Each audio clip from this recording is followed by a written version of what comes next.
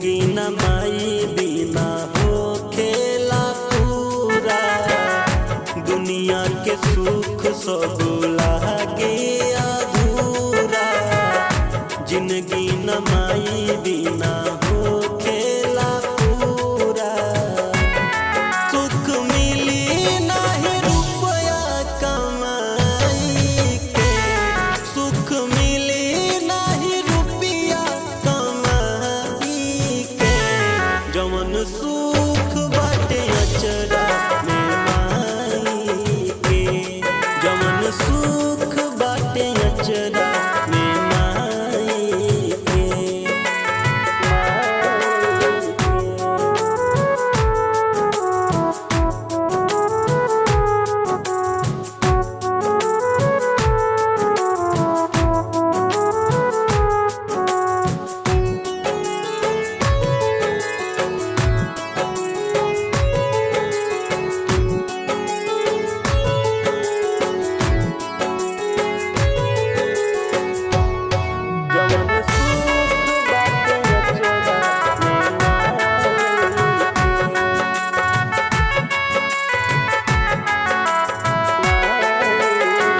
गोद में समाइल बा पूरा संसार जी।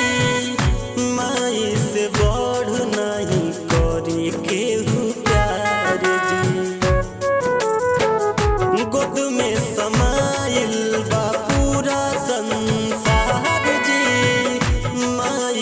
बढ़ नहीं करी केहू प्यार जी। रहते माई के छुई पर छाई के। जवन सुख बाटे अचरा में माई के। जवन सुख बाटे अचरा में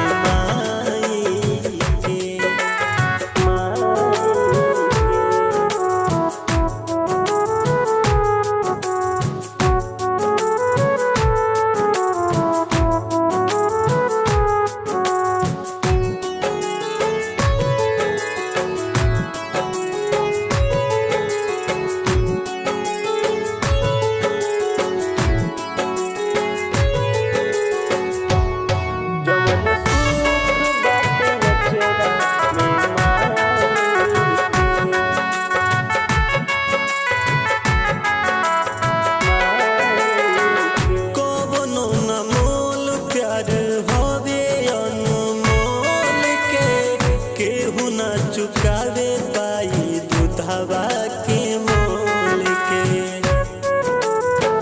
कौनो न मोल प्यार होवे अनमोल के। केहू न चुकावे पाई दूधवा के मोल के। दूर जाली नहीं कबहू भुलाई के। जवन सुख बाटे अचरा में माई के। जवन सुख